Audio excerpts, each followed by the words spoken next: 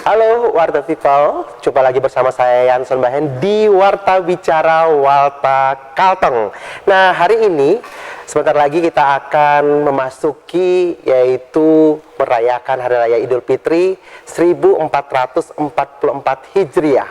Yang pastinya Lebaran sebentar lagi. Yang pasti juga masyarakat Kalimantan Tengah pasti akan pulang kampung. Nah, hari ini kita mengambil tema yaitu mudik dan balik aman, selamat, tertib, lancar, dan berkesan.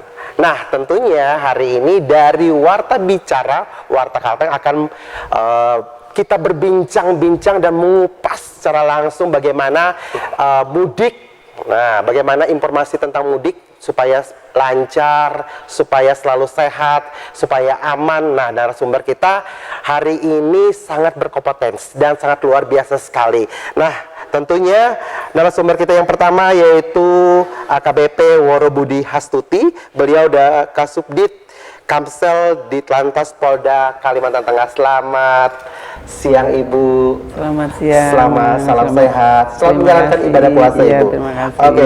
Narasumber kita yang kedua Ahmad Isnaini, Kepala Bidang Angkutan Jalan pada Dishub Provinsi Kalimantan Tengah. Selamat siang Bapak. Salam sehat selalu. Ya. Iya.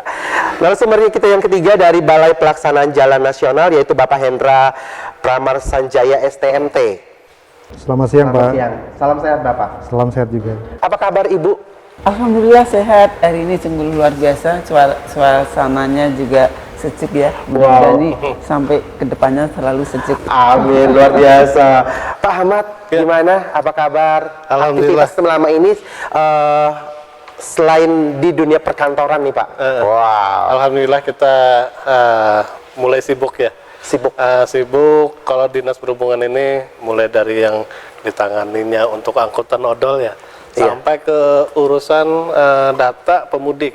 Iya. Karena itu menjadi laporan kita setiap tahunnya. Oke. Baik, Pak Hendra, apa kabar? Kabar baik Pak. Selain di perkantoran kesibukannya apa Bapak? Saya pribadi mungkin ada sedikit kesibukan di lingkungan kami, Pak, di gereja dan sebagainya, Pak. Oke. Nah, Warta People, ini adalah narasumber kita yang sangat luar biasa tentunya, yang menemani kita nantinya untuk memberikan informasi tentang arus mudik dalam rangka kita menyambut hari kemenangan Hari Raya Idul Fitri 1444 Hijriah. Nah, tentunya Ibu Woro, dan ibunya sangat cantik. Wah, luar biasa hari ini. Satu-satunya wanita cantik ya, berkarisma untuk kita semuanya. Bu Woro sekarang ini di Kasubdit Kamsel di Lantas Polda Kalimantan Tengah. Baik Bu, dalam rangka kita menyambut hari kemenangan Hari Raya Idul Fitri. Nah, kesiapan apa saja, apa yang harus dilakukan untuk memastikan mudik dan balik aman, selamat, tertib dan berkesan, Bu? Ya baik, terima kasih. Mudik ini juga sudah merupakan suatu tradisi ya, dari turun-temurun. Kemudian untuk memastikan supaya mudik ini aman, selamat, lancar, tertib, sehat dan berkesan, jauh-jauh hari sudah beberapa stakeholder terkait baik dari dinas perhubungan maupun BPJS, BPTD dan instansi terkait lainnya sudah melaksanakan kegiatan-kegiatan survei-survei untuk mengantisipasi terjadinya lonjakan di mudik tahun 2024 karena tahun kemarin kan masih ada sedikit pembatasan. Nah, ini sudah longgar. Nah, untuk itu kami dari Polri khususnya Polda Kalimantan Tengah ini saat ini menggelar operasi Ketupat Telabang selama 14 hari yang dimulai dari hari ini tanggal 18 April sampai dengan 1 Mei 2023. Berarti mulai hari ini udah operasi Telabang ya, Bu? Telabang, operasi Ketupat Telabang. Ketupat Telabang. Dan dalam operasi ini juga kita mendirikan ada 50 pos ya. 50 pos Ya. yang ada di Kalimantan Tengah. Ya, itu terbagi dari 25 pos pengamanan, kemudian 11 pos pelayanan dan 14 pos terpadu. Nah, pos terpadu ini kita melibatkan dari beberapa instansi terkait. Betul. Ada Dinas Perhubungan, ada Dinas Kesehatan, ada Satpol PP, ada Jasa Raja dan semua instansi terkait ada di situ untuk memberikan pelayanan yang terbaik kepada masyarakat, khususnya mungkin di wilayah pelabuhan, di wilayah terminal dan juga di bandara-bandara. Dan juga personel yang kita libatkan itu ada 1.266. Untuk Polri sendiri ada 855 dan selebihnya dari instansi terkait. Wow, what the people, ya, luar biasa sekali ya. Sinergitas Pemerintah Kalimantan Tengah untuk memberikan pelayanan dalam arus mudik Lebaran tahun ini. Ini bentuk pelayanan dari pemerintah sehingga kita solid dan sinergi dengan pemangku kepentingan yang lainnya. Oke, supaya baik Ibu. masyarakat aman. Mungkin itu bagaimana cara kita untuk menghindari kecelakaan saat mudik dan baliknya nantinya, Bu? Nah, kalau untuk menghindari kecelakaan itu sebenarnya tidak hanya pada saat mudik dan balik ya, tetapi pada sewaktu kita berkendara itu harus tetap menghindari adanya kecelakaan. Nah, bagaimana caranya? Ada trisiap yang harus dipahami dan dilaksanakan oleh para pengemudi kendaraan bermotor. Trisiap yang pertama yaitu siap diri. Apa saja sih siap diri itu? Siap diri itu nyatakan bahwa kondisi kita dalam keadaan fit, sehat, tidak lelah, tidak ngantuk, tidak terpengaruh minuman, alkohol dan lain sebagainya. Dan juga yang berikutnya siap-siap surat-suratnya ya, seperti SIM, STNK. Jadi ketika kita sudah ada SIM, STNK lengkap dan masih berlaku, maka kita juga akan tenang dalam berkendara. Dan trisiap yang kedua yaitu siap kendaraan. Kendaraan bermotor yang akan kita gunakan harus benar-benar laik jalan. Oleh karenanya harus dilakukan pemeriksaan ketika kendaraan itu akan digunakan. Dan yang ketiga, trisiap yang ketiga adalah siap mematuhi peraturan lalu lintas. Yakin itu akan aman dan selamat. Pasti aman dan akan selamat. Nah, dari pihak pemerintah nih, dari pihak Dinas Perhubungan. Nah, dalam rangka kita menyambut bulan yang penuh berkah, menyambut hari raya, menyambut hari kemenangan tahun 2023 ini. Bagaimana peran pemerintah dalam pengaturan angkutan di dalam Lebaran ini, Bapak? Ya, baik. Terima kasih ya. Kira-kira untuk pengaturan dari peran pemerintah dalam pengaturan angkutan Lebaran ini, kami saat ini berupaya ya, sama-sama bersinergi dengan Dirlantas Polda Kalteng dan kawan-kawan Polres se-Kalimantan Tengah dan kawan-kawan dari PUPR dan Balai ya, BPJN maupun BPTD. Kita sudah melakukan ramcek kelaikan, itu pemeriksaan kelaikan kendaraan yang akan melayani penumpang mudik ya, itu untuk kendaraan angkutan penumpang. Nah, sedangkan untuk penumpangnya sendiri, kami di terminal sudah membuat pos kesehatan. Ada terminal yang saat ini yang menjadi sasaran kami adalah terminal tipe B di Natasuka Pangkalan Bun. Ada juga terminal C yang dikelola oleh Dinas Perhubungan Kota Waringin Timur, dan ada juga terminal tipe A yang di WA Gara. Itu juga dilengkapi dengan pos kesehatan. Nah, pos kesehatan ini tujuannya untuk melayani kesehatan, baik untuk petugas terminal maupun penumpang. Jadi harapan kami, penumpang yang merasa tidak enak dan perlu pengobatan bisa datangi pos. Dan ada beberapa informasi juga dari beberapa masyarakat juga menanyakan ke kami bahwa apakah tersedia pos-pos pelayanan lainnya di jalan. Saya sampaikan bahwa pos-pos ada. Itu terutama dari kawan-kawan dari kepolisian dan juga kawan-kawan dari PUPR. Apakah di pos itu, Bapak, di pos setiap pos seperti yang katakan Ibu Woro tadi ada berapa, Bu? 50 ya, berapa? 50 pos itu semua lengkap dengan tenaga medisnya atau seperti gimana tuh? Harapan saya pastinya seperti itu, karena ini setiap tahun akan berulang ya. Mudik ini adalah seperti budaya di Indonesia, bahwa mudik itu setiap tahun pada saat Lebaran melakukan mudik maupun balik, tentu ada pos-pos yang harusnya kita siapkan lengkap dengan medisnya. Betul. Iya, berarti agar semua pemudik yang pada saat ini lagi mudik ke kampungnya masing-masing bisa aman ya, Pak, bisa selalu sehat. Harapan kita seperti itu. Nah, ini juga, Pak, di dalam arus mudik ini pasti ada perjalanan, ada jalan, ada angkutan jalan. Mungkin saya langsung tanya ke BPJN. Nah, bagaimana kondisi jalan nasional yang dilalui oleh arus mudik dan balik saat ini? Apakah terdapat perbaikan ataupun ada penambahan jalur? Baik, sebelumnya saya jelaskan dulu. sesuai tupoksinya, kami dari BPJN Kalimantan Tengah diberi kewenangan untuk mengelola jalan nasional itu sepanjang 2094 km dan 65 ruas jalan yang terdiri dari 41 ruas jalan arteri primer dan juga 24 jalan arteri kolektor.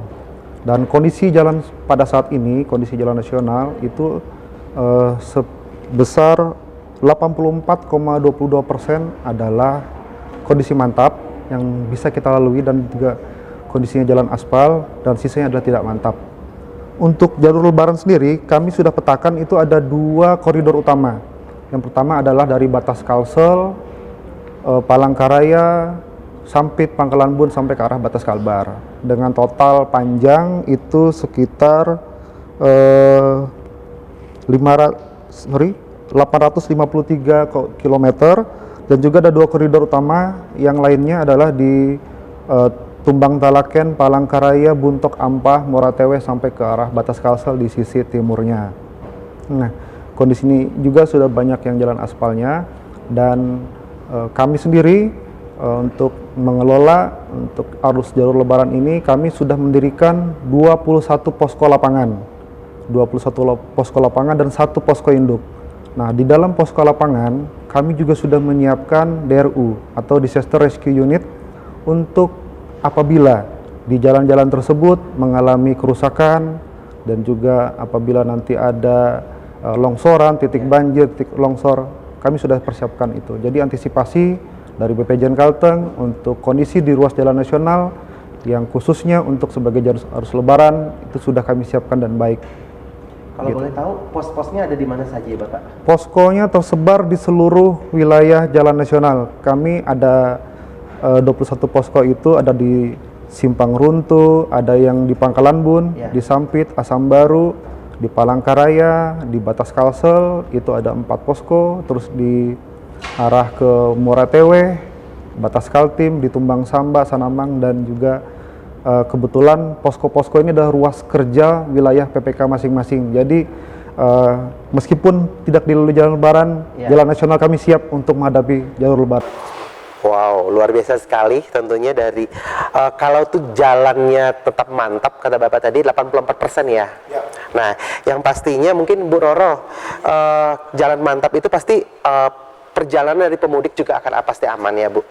Nah, mungkin jikalau aman mungkin nantinya dari pihak Lantas Polda Kalteng juga mungkin akan ada memberikan apa saja persiapan yang perlu dilakukan sebelum melakukan perjalanan mudik. Ya, baik sahabat lalu lintas dimanapun berada yang nantinya akan mudik. Tentu mudik ini yang pertama yang harus kita persiapkan adalah betul-betul kita mempunyai perencanaan siap mudik. Jadi tidak tiba-tiba ujuk-ujuk mudik gitu ya. Jadi ada beberapa persiapan yang tadi pertama adalah siap rencana mudik, kemudian juga tadi siap diri, siap kendaraan, siap mematuhi peraturan lalu lintas, dan juga siap mengatasi kesehatan bagi dirinya ketika dalam perjalanan mengalami kelelahan ataupun mungkin ada rasa sedikit pusing dan lain sebagainya. Tentu di dalam mobil itu juga kita harus siap P3K juga, walaupun di pos-pos tertentu juga disiapkan.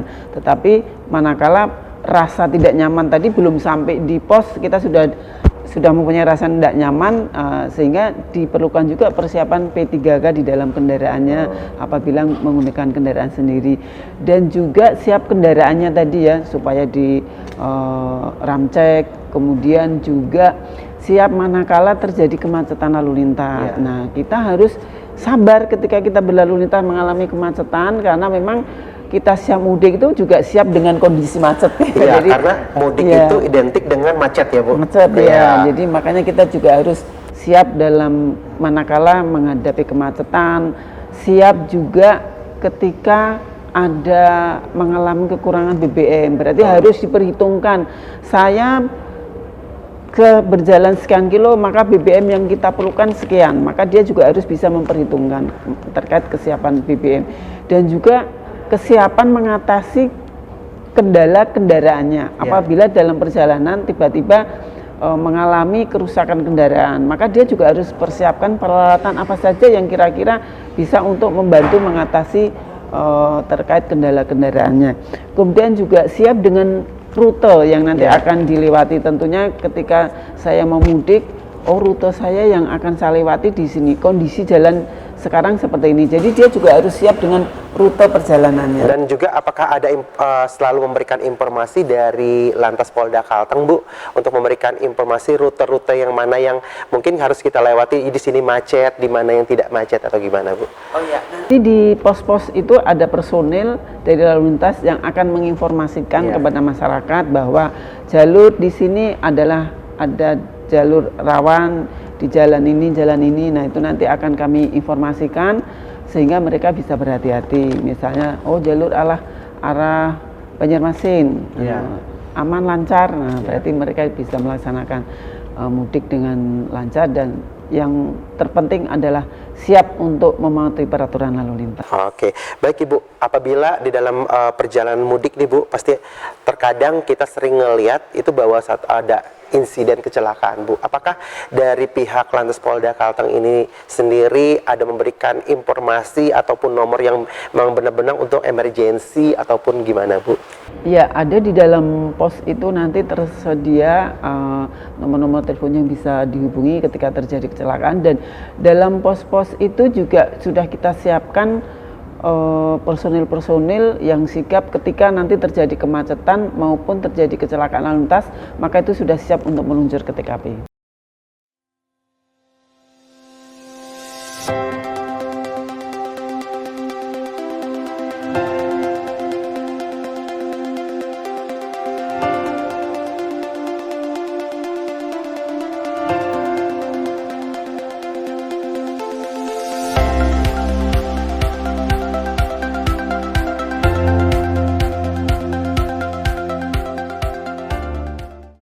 Berbicara lagi ke Pak Ahmad dari Dinas Perhubungan Provinsi Kalteng. Nah, mungkin Bapak ini tadi tentang angkutan, sekarang apa yang bisa lakukan oleh penumpang untuk membantu memindahkan resiko selama menggunakan angkutan lebaran? Karena kan kita di Palangkaraya ini kan Pak, udah ada bus, ada travel juga ya yang angkutan. Nah, mungkin kesiapan apa saja yang sudah dilakukan oleh Dinas Perhubungan Kalimantan Tengah? Baik, jadi berdasarkan data ya, secara nasional, bahwa pemudik kali ini karena sudah dibebaskan PPKM, dan untuk pandemi saya rasa masih berlaku ya, karena COVID itu virus yang tetap selalu ada, entah beberapa tahun nanti akan hilang. Saran saya untuk penumpang, baik pemudik, baik penumpang angkutan umum, pertama dia tetap menjaga kesehatan ya. Kalau misalnya sakit, jangan melakukan perjalanan, tunda saja, dan tetap menggunakan masker kalau untuk menggunakan angkutan penumpang, misalnya baik pesawat udara, darat maupun laut. Dan berdasarkan kami ya, berdasarkan informasi dari kami juga menyiapkan posko mudik Lebaran. Posko kami di Dinas Perhubungan itu terdapat di Dinas Perhubungan Provinsi Kalimantan Tengah. Di situ akan tersaji data pemudik yang menggunakan angkutan transportasi darat, udara, dan laut, itu terdata. Jadi bisa dilihat. Jadi bisa memprediksi, penumpang tadi bisa memprediksi, oh pada hari apa saya harusnya berangkat, pada jam berapa saya lebih mudah untuk melakukan perjalanan. Terus untuk kenaikan penumpang atau pemudik Pak, sampai hari ini ada kenaikan nggak? Ada kenaikan secara signifikan ya. Beberapa data yang bisa saya sampaikan, ini melalui angkutan udara. Jadi di kami di posko itu menghimpun data dari Bandara Cilikriwut Palangkaraya itu, berdasarkan tujuan Surabaya, Palangkaraya, dan balik lagi ke Surabaya, itu terjadi peningkatan. Sampai dengan hari ini, jumlah penumpang untuk berangkat ke Surabaya adalah 3.195. Sedangkan untuk ke Jakarta itu keberangkatannya 4.457 penumpang. Full banget ya Pak? Iya, dan Surabaya itu terjadi kenaikan penumpang sampai dengan 1.546, sedangkan Jakarta yang datang dan berangkat yang ke Jakarta itu 2.831. Ini per tanggal 17 April. Per 17 April ya Pak. 17 April. Data-data yang kami himpun juga ada data dari Bandara Udara Sampit. Iya. Nah, ini berdasarkan tujuan kedatangan dan keberangkatan, tujuannya adalah Surabaya, Semarang, Surabaya. Nah, melalui Sampit ya, itu ada kenaikan juga secara signifikan, naiknya di sekitar 64% yang ke Surabaya, yang keberangkatan ya. Iya. Dan Jakarta itu kalau dihitung dalam persentase 35,8. Sedangkan untuk kedatangan sampai dengan tanggal 17 itu 37,1. Nah, untuk yang ke Jakarta naik juga nih di 62,9. Kalau kita lihat data ya dari penerbangan, laut, ya, darat, semua keberangkatan. Berapa persen Pak kenaikan? Kenaikannya itu hampir 20%. 20%. Biasanya untuk arus mudik seperti ini H-min berapa Pak yang memang benar-benar peningkatan untuk? Perkiraan kami puncaknya adalah H-1. H-1 ya. Berarti tanggal 20. Karena 21 sudah hari kemenangan ya. Oke. Baik, Pak Hendra, mungkin Bapak tadi jalannya sudah mantap 84 ya Pak persen. Nah, sudah aman dengan seluruh pengguna dari jalan tersebut, dari semua masyarakat yang mudik akan ke kampungnya masing-masing. Nah, bagaimana pengaturan lalu lintas Bapak pada jalan nasional tersebut selama arus mudik ini? Ya, kalau untuk pengaturan lalu lintas kita juga koordinasi dengan Polres tempat. Ya. Terutama untuk di daerah titik-titik rawan macet, misalnya itu di daerah pasar-pasar tumpah dan juga aktivitas yang ada fasilitas umumnya di masing-masing wilayah. Untuk pengaturan lalu lintas khususnya untuk di ruas-ruas jalan yang sempit, karena di jalan nasional itu kami masih banyak, ada 500 km jalan nasional yang masih belum standar, jadi yang masih lebarnya 4,5 meter. Itu kami memberikan rambu-rambu lalu lintas, rambu-rambu lalu lintas, dan juga di posko-posko kami itu ada patroli jalan setiap hari. Nah, jadi tugas patroli jalan itu adalah untuk melakukan inspeksi harian jalan. Apabila nanti misalnya di lokasi tersebut ada kerusakan jalan, ada jalan yang berlubang, ada box yang longsor, atau misalnya juga ada kondisi-kondisi rawan yang lainnya yang membutuhkan penanganan segera, itu sudah kami siapkan untuk penanganannya. Dan juga kalaupun belum kami lakukan penanganan, kami pasang rambu-rambu lalu lintas supaya pengendara atau pengguna jalan yang menggunakan jalur kami bisa waspada terhadap titik-titik longsor. Berarti dari Balai sendiri selalu memberikan informasi tentang informasi jalan ya Pak? Kami selalu memberikan informasi, jadi apabila pemudik menggunakan jalur kami dan melewatinya, kami sudah menyediakan posko. Di posko-posko tersebut, kami sudah menyiapkan informasi terkait ruas jalan yang akan dilewati pemudik apabila membutuhkan informasi. Ada juga call center di setiap poskonya, dan juga kalau misalnya pemudik ingin menggunakan posko untuk beristirahat, sholat, ataupun berbuka puasa, sudah kami siapkan tempatnya untuk para pemudik. Jadi layanan fungsi jalan buat kami itu selain kami menyiapkan kondisi jalannya, kami juga menyiapkan rest area lah di posko-posko tersebut. Baik, selain memberikan informasi pasti ada koordinasi. Nah, koordinasi ini pasti ke pihak lalu lintas, pihak dari Polda Kalteng, dari lalu lintas ini. Mungkin Ibu, karena jalannya itu sudah mulai selalu memberikan informasi untuk kita semua. Terus ini apa saja Bu, aturan lalu lintas yang harus diperhatikan oleh pemudik? Baik, aturan lalu lintas yang harus diperhatikan oleh para pengguna jalan itu yang jelas adalah rambu-rambu lalu lintas, kemudian alat pemberi isyarat lalu lintas seperti traffic light gitu ya, marka jalan, dan juga perintah-perintah petugas yang ada di lapangan. Jadi intinya mematuhi peraturan lalu lintas. Nah, itu pasti akan aman dan selamat.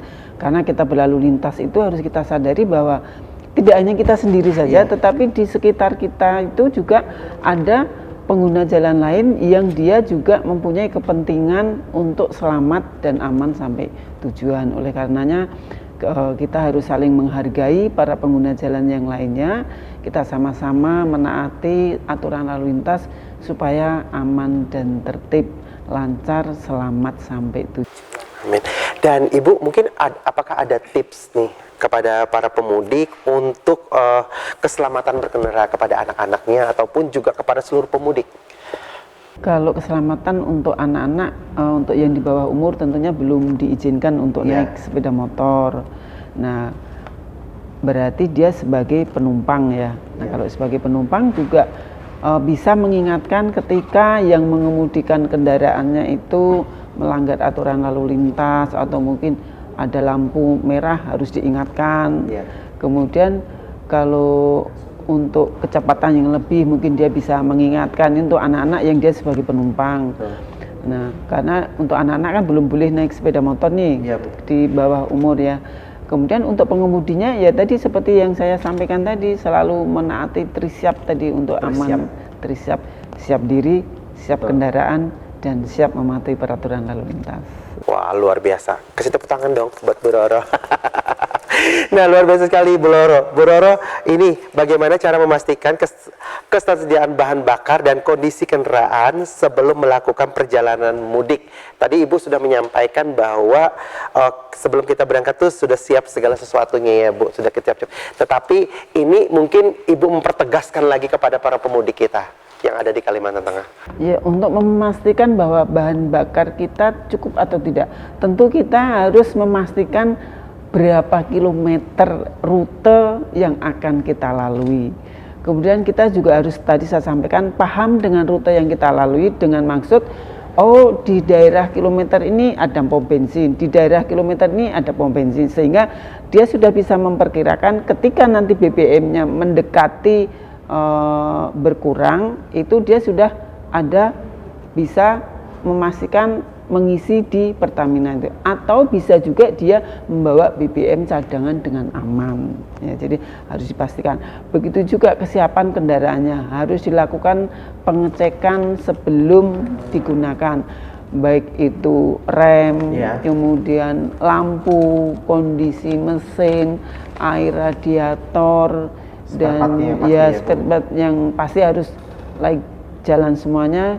Bisa dilaksanakan pengecekan di dealer-dealer resmi itu. Nanti di situ kalau sudah ada pengecekan, tentu kalau ada yang kurang-kurang segera diperbaiki sehingga bisa aman dalam perjalanan. Yang pasti kita selalu menginginkan aman Bu dan selamat. Nah, seperti itu. Nah, mungkin ini Pak Ahmad mungkin apakah ada inovasi atau teknologi baru yang digunakan untuk dalam penyediaan angkutan Lebaran tahun ini? Ya, baik, sekarang ya, karena eranya adalah era zamannya handphonenya, zamannya media elektronik. Tentu untuk pemesanan tiket, untuk tahu informasi seperti yang disampaikan Ibu Woro tadi, kita sudah update nih.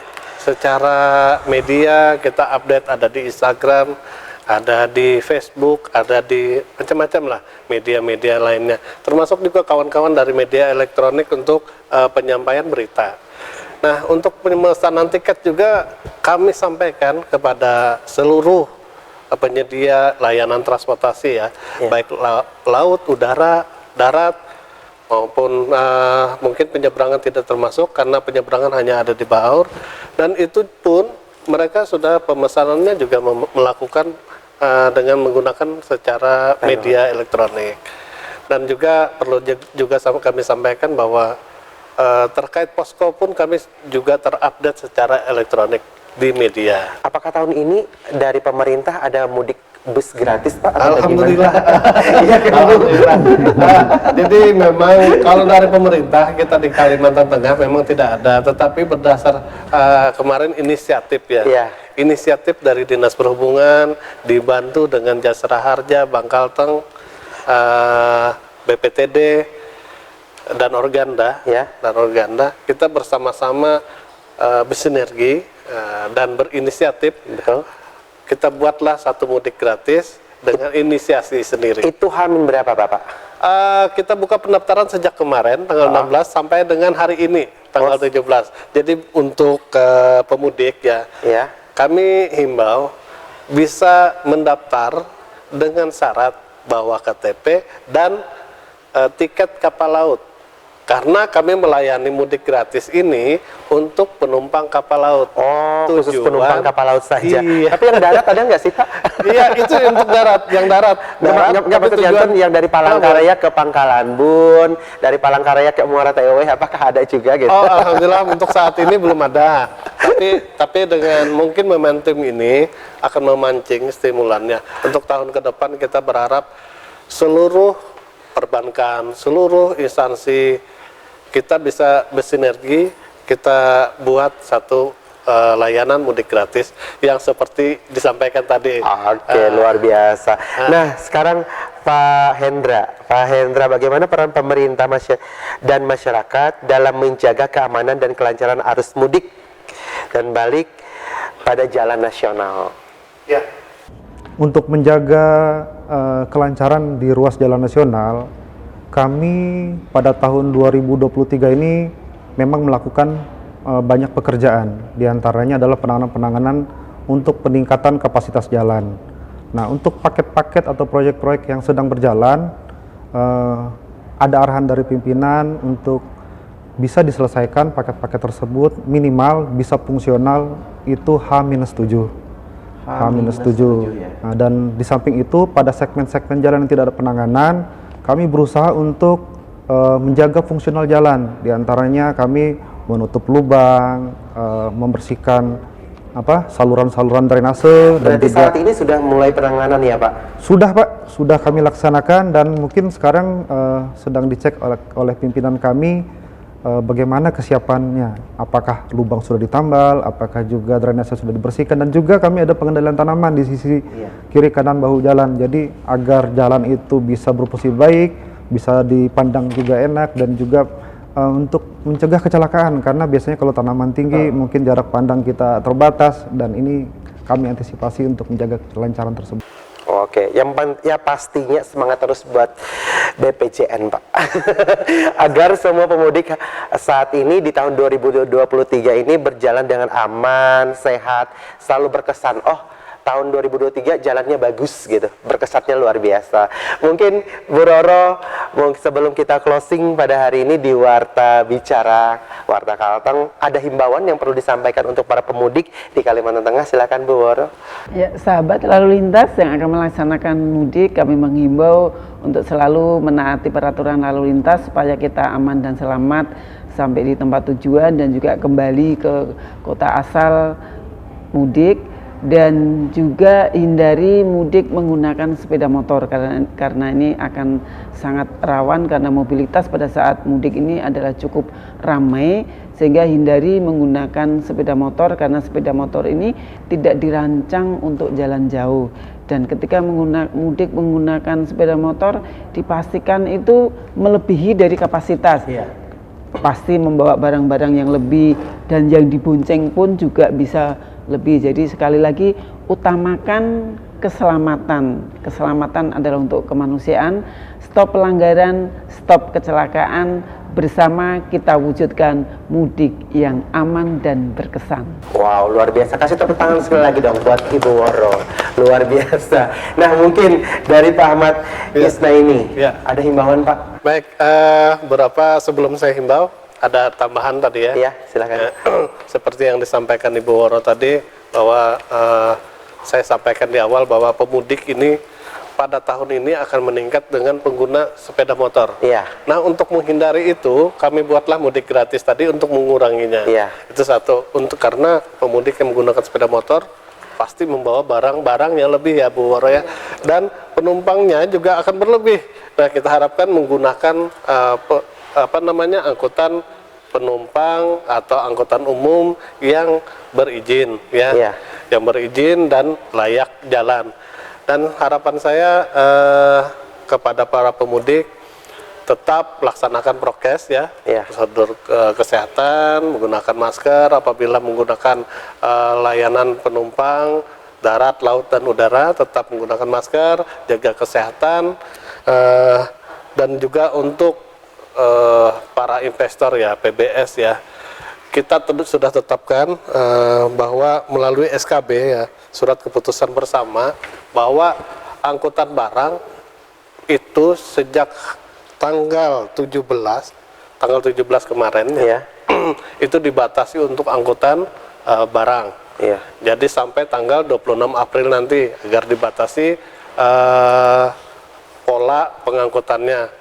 Nah, juga harapan kami bagi para pemudik tetap melaksanakan seperti persiapan yang disampaikan dari Dirlantas, bahwa menyiapkan kendaraan dan menyiapkan rutenya, paham akan rute ya. Iya. Dan mudah-mudahan dengan mudik ini tetap aman, sehat, Amin. dan berkesan. Ya. Amin. Baik, mungkin ada himbauan dari Pak Hendra. BPJN. Ya, kami sudah mendirikan posko-posko lapangan untuk para pemudik. Apabila para pemudik ingin menggunakan posko lapangan untuk beristirahat dan juga untuk keperluan lainnya, teman-teman PPK di lapangan siap untuk menyambut para pemudik, terutama juga untuk meminta informasi terkait dengan jalan. Dan pada intinya BPJN Kalteng siap menghadapi Lebaran dengan prasarana jalan yang lebih baik. Amin. Terima kasih Bu Woro, terima kasih Pak Ahmad, terima kasih Pak Hendra. Luar biasa sekali hari ini perbincangan kami dari Warta Bicara Warta Kalteng. Yang pertama dari AKBP Woro Budi Hastuti SH dari Ditlantas Polda Kalteng, Pak Ahmad Isnaini dari Dinas Perhubungan Provinsi Kalimantan Tengah, dan Bapak Hendra Pramasanjaya STMT dari Balai Pelaksanaan Jalan Nasional. Semoga impor